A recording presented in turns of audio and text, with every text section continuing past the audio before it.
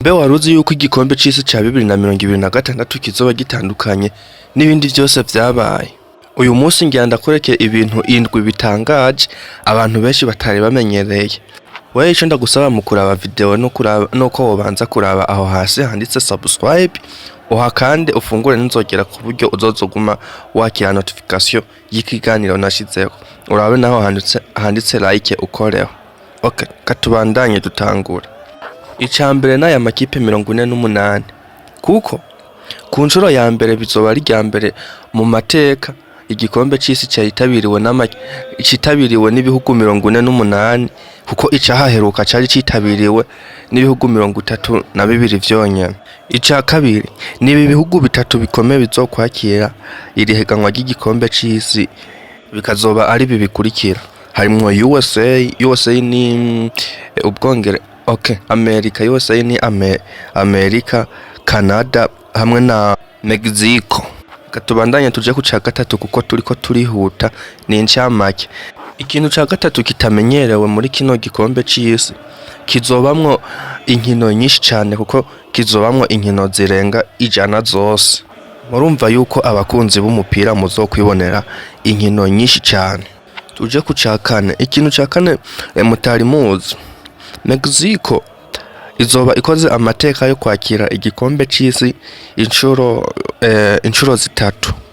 Izoba ishakiriye igikombe c'isi inshuro zitatu. Tuje ku ca gatanu, ikintu ca gatanu nuko Afrika izoronka amahirwe menshi. Afrika izoronka ibibanza vyinshi kurusha uko vyahora. Tuje ku ca gatandatu, ikintu ca gatandatu nuko bitegekanijwe yuko abantu barenga amamiliyari bazokurikirana iri higanwa kurusha ayandi mahiganwa akomeye mwari muzi. Kubera ko nta muntu yoreka gufana igihugu ciwe kiriko kirakina. Hari igihe usanga mu gihugu hariho abantu bafana amakipe atandukanye, ariko kuri uwo munsi mwese ivyo amakipe mufana murayashira ku ruhande, ugasanga muhuriye ku gihugu ku gihugu muba musangiye.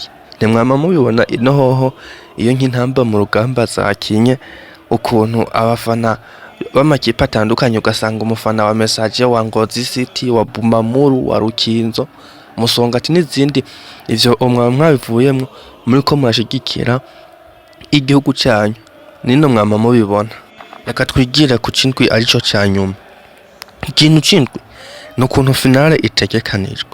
Finale y'igikombe c'isi ca 2026 itegekanijwe kuzoba iya mbere mu nkino zakurikiranwe cane kw'isi yose. Ndibaza mwama mubibona yuko na finale ya UEFA Champions League yarakurikiranwe cane. Ntimwabonye ko twaraye amajoro tuja kuyiraba. Yoyo rero bizoba bisumba kure niyo.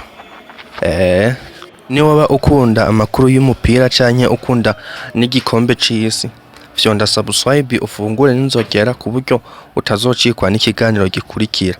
Ntibagire na like, ucumbwira no muri comment igihugu ubona gifise amahirwe yo gutwara igikombe c'isi ca 2026. Au revoir, duhure muri video zikurikira. Ndabakunda cyane gose.